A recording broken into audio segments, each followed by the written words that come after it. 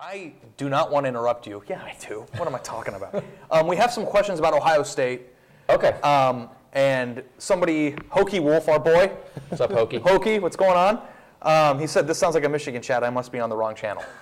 So I think we have it allotted about maybe close to half of our show. Yeah. But let's maybe address a few of the Ohio State questions for them. Is that Sure. cool? Okay, first of all, Hokey Wolf says the offensive line looks like it's greatly improved since Virginia Tech. Is it a mirage, or do you believe it's just a competition? Well, Bill, you've written about the offensive line a fair amount. It did seem like they're getting some things together. They played Chase Ferris a little bit last week.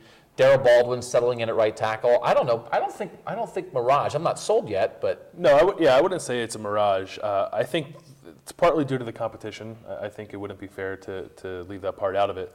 But they are getting better, and I think I said this 2 weeks ago that I expect them to get better as the season progresses. The one thing that is concerning to me is the fact that they are rotating guys in, and I think there's a difference between rotating a guy in like Chase Ferris, just putting him in at right guard and that's it, but you're putting him in at right guard, moving Billy Price at left guard, and then putting Pat Elflein at center. That's a lot of juggling in a game. I don't know how much sustained success you can have when you're doing that much juggling. So I think they need to get, Urban's been saying we need to get 5 guys, we need to get 5 guys. I think it's about time they get 5 guys, and then like a rotation of 6 or 7 who they bring in, but you can't be having guys switching positions in and out.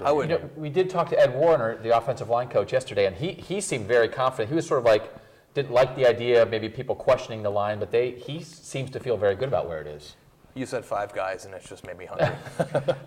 Okay, so next question. Let's go, because I know we're running out of time, and I want to get to other questions real quick. This one is from Maystrobs, and I probably said it wrong because I'm not very good at reading. OSU has no leaders on defense this year. Is it immaturity or selfishness? If those are the only 2 options, I don't know that they are. I would disagree. I don't know if I'd agree with the idea they don't have any leaders on defense. They have young guys in several spots. I think Tyvis Powell is an emerging leader on the back end on defense. I think every time we talk to Tyvis Powell, we're impressed with Tyvis Powell. I think Curtis Grant, who is losing some playing time to Raekwon McMillan, has showed some leadership how he's handled that in helping a young guy along, even as a senior, helping a guy who might be taking his spot. And I think Michael Bennett on the defensive line is a pretty good leader. So I don't know if I would agree with that point. Maybe we've seen a little bit better in the past, but I actually think that, there are some problems on this defense with communication still. But okay, one more quick one. Go. Offensive line looked good, so we already talked a little bit about the offensive line. Same questioner.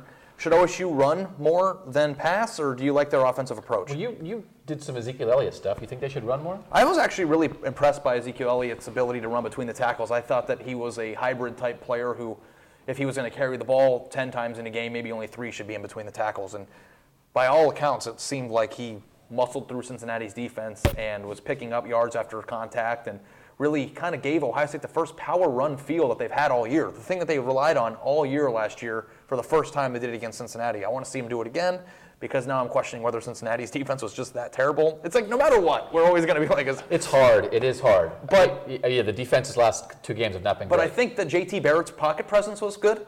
I think Ezekiel Elliott ran the ball with confidence. Dontre Wilson made a play. I think that they took a step forward in convincing me that that's there. And I thought Ezekiel Elliott's, and they talked about this a lot yesterday, his yards after contact was huge because I thought that was an underrated thing of Carlos Hyde's ability to do that last year. You turned 4-yard gains into 6-yard gains and 10-yard gains into 20-yard gains. He ran through some tackles. And when we talked to him yesterday, he said, I'm not Carlos Hyde, I'm not quite that kind of power back, but running through tackles like that I thought was a huge deal. I think we should quickly revisit something that we brought up a few weeks ago when we asked what percentage of Ohio State's capacity. Mm-hmm. Do you remember that question? Mm-hmm. I think that I would maybe, I don't remember, I think I said 70 or 75. Mm-hmm. I think that I would maybe lower that a little bit now. That you think we had not seen as much? Yeah, I really was impressed by what I saw against Cincinnati, and of course, like I said, I want to see it again, but I would definitely rethink my answer to that question now. I'd agree with that too. I thought we had seen, not quite the ceiling of the offense, but we were pretty close to it.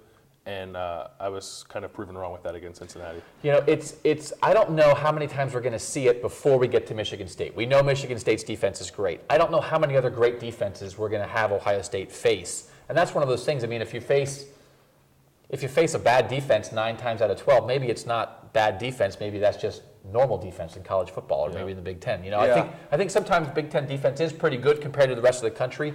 but I don't know how many people are going to handle Ohio State. I do think Kent State and Cincinnati are pretty low on the spectrum. And so, Maryland's not Michigan State, but I think we'll get a better idea against Maryland. They've kept some teams off the scoreboard, too. I think it's only maybe 15 points per game or 19 points per game. It's pretty low. Yeah, no, Maryland, I mean, they held Indiana to 15 last week. They held South Florida to 17. They got in a shootout with West Virginia, but West Virginia can move the ball.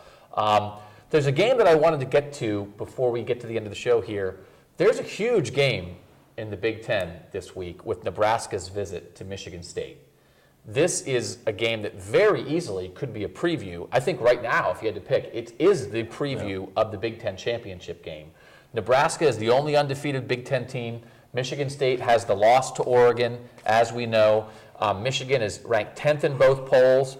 Nebraska is 17th in the coaches and 19th. I'm sorry, Michigan State's 10th in both polls. Nebraska is 17th and 19th, although polls don't matter. How good could this game be? I almost don't think it matters who wins. I think they both have to look good. Yeah. I think this is a big game for the Big Ten in terms just of playoff talk, regardless of who wins. Yeah, Nebraska wasn't a team that we all thought would be in the playoff talk. And I think the second they lose a game, if it's Michigan State, maybe not. I feel like they need to win this game if they want to be in the playoff. I think Michigan State earned a little bit more credibility with what they did last year. So it's interesting because this is a 2-score spread. Michigan State's favored by 8 points, and I believe it's in East Lansing, so that makes sense. But yeah, this is a huge game. I mean, this is as close to a premier matchup that we're going to get in the Big Ten. Nebraska has put some points up. They had that squeaker against McNeese State, which I think affected how people view Nebraska. But Nebraska's last 3 games, 55-19 over Fresno State, 41-31 over Miami, 45-14 over Illinois last week. We see their run game. I don't know, can Nebraska win this? Yeah, I think when you talk about a running back like Amir Abdullah, I think he gives you a chance no matter who you're playing against.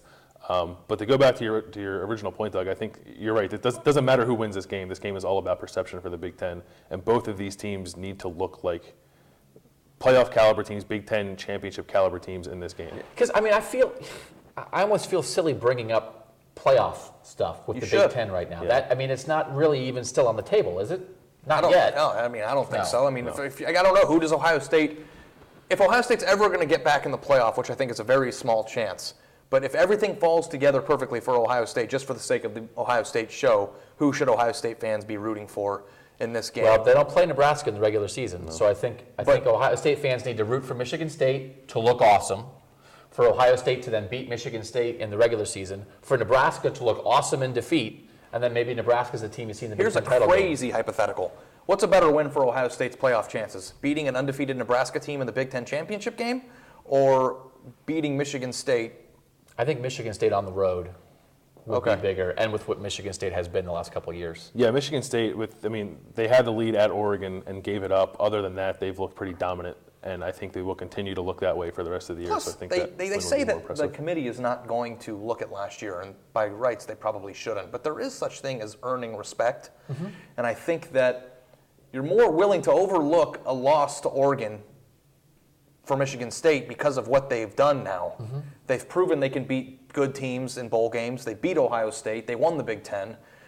Michigan State is a valid, legit team now, regardless of what happened in that Oregon game. And Oregon might be the best team in the country. We do our first 4 poll here at Advanced Communications. We have 13 people from around the country, our own little kind of committee. It's the same number of people.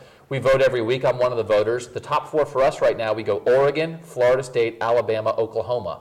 The Big Ten's not in that mix right now. But I think Oregon being great helps Michigan State. But right now, Michigan State's the top Big Ten team at 11th. They're not even in the consideration. You have multiple SEC teams. You have, multiple Pac-12 teams. Well, it's interesting that Nebraska's not even on there. No, they're not even on there. So, after this week, I think it's possible that Michigan State, Nebraska winner can get into that talk. But as we said, I think they have to both look like, wow, Nebraska can run the ball. They've got Amir Abdullah as a Heisman candidate now. They ran the ball on Michigan State's defense, but Michigan State found a way to pull. That's the kind of game it has to be. I don't think a blowout either way would help. No, I don't. I don't think a 6-3 game would help either. No. I think 27-24, competent-looking offenses, good plays made on defense. I mean, we know what good football Yeah, looks we like. know You what good watch it on TV. You get a It needs sense to be for good it. television. So I don't think It needs to anybody be good television, good TV, and two teams look like they're playing football. So I'm imagining that we will probably find ourselves watching that game on Saturday night after we finish our coverage of Ohio State at Maryland. We'll have coverage all week this week leading up to that game. Again, I don't think anyone thinks that it's going to be a huge problem for Ohio State, but I think Maryland has enough playmakers to make it interesting. But I also think people aren't really believing what I have to say about Ohio State predictions at the moment after the Cincinnati thing. Although I'll tell you, when Cincinnati hit a couple of those big passes early, You're talking way too much. I thought I might have been on to something, but I think I probably wasn't.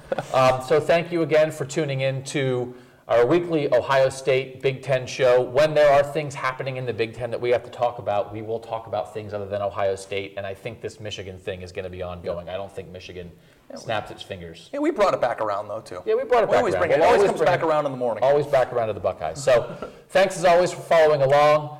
For Ari Wasserman and Bill Landis, I'm Doug LeMaurice. Man, I screwed up the out. I'm Doug LeMaurice. You can't even say your own name. Thanks for watching here at cleveland.com.